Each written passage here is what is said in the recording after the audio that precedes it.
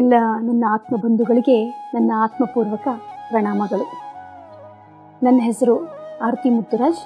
ನನ್ನ ಊರು ವಿಜಯಪುರ.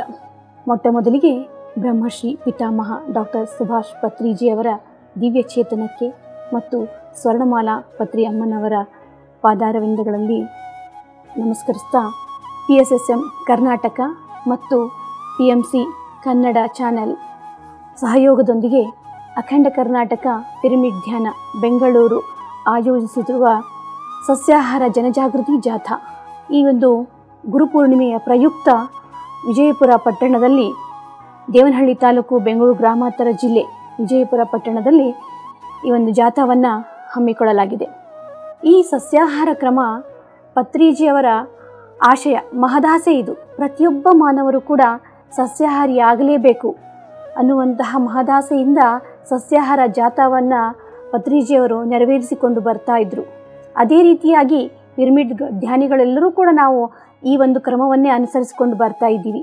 ದಿನಾಂಕ ಜುಲೈ 21, 2024.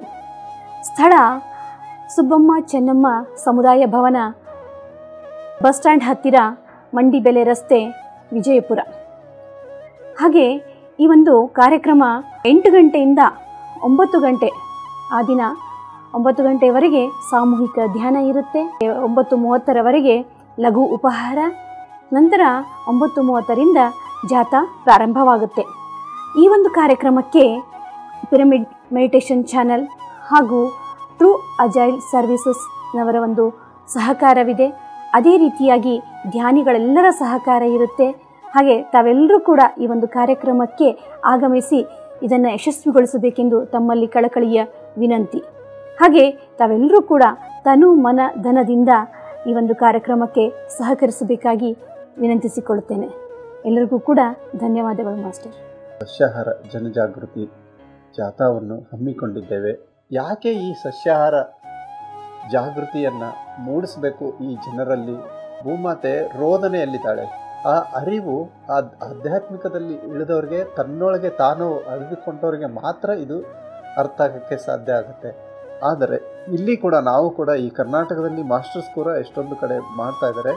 ನಾವು ಕೂಡ ಇದನ್ನು ಒಂದು ಅಳವಡಿಸ್ಕೊಂಡಿದ್ದೀವಿ. ಈ ಸಸ್ಯಾಹಾರ ಮಾಡೋದ್ರಿಂದ ನಾವು ಎಲ್ಲಿ ಮಾಡ್ತೀವಿ ಆ ಪ್ಲೇಸಸ್ ಸಸ್ಯಾಹಾರ ಸೇವನೆ ಇರ್ತಾರೆ, ಅವರಲ್ಲಿ ಒಂದು ಅರಿವು ಮೂಡುತ್ತೆ. ಮಾನವನೆಯಿಂದ ಮಾನವದ ಕಡೆಗೆ ಬರಬೇಕು ಅಂತ ಎಲ್ಲರಿಗಲ್ಲಿ ಇರುತ್ತೆ, ಆದರೆ ಅವ್ರಿಗೆ ಮಾರ್ಗ ಗೊತ್ತಿರಲ್ಲ. ಸೊ ಅದಕ್ಕೆ ಈ ಸಸ್ಯಾಹಾರ ರ್ಯಾಲಿ, ಸಸ್ಯಾಹಾರ ಜಾಥಾ ಬಹಳ ವೆರಿ ಇಂಪಾರ್ಟೆಂಟ್ ಇದನ್ನು ಮಾಡೋದು. ಧನ್ಯವಾದಗಳು. Thank you masters. ಅಖಂಡ ಕರ್ನಾಟಕ ವಸಂತಿಯಿಂದ ಜನಜಾಗೃತಿ ಮೂಡಿಸೋದಕ್ಕೋಸ್ಕರ ತುಂಬ ಅಹಿಂಸೆಗೆ ತುಂಬ ಒತ್ತು ಕೊಡೋದ್ರಿಂದ ಅಹಿಂಸೋ ಪರಮೋ ಧರ್ಮ ಅಂತ ಬುದ್ಧನೂ ಹೇಳಿದ್ದಾರೆ. ಕರುಣೆ ಅನ್ನೋದು ನಮಗಿರಬೇಕು. ಮಾಂಸಾಹಾರನೇ ಪಾಪ.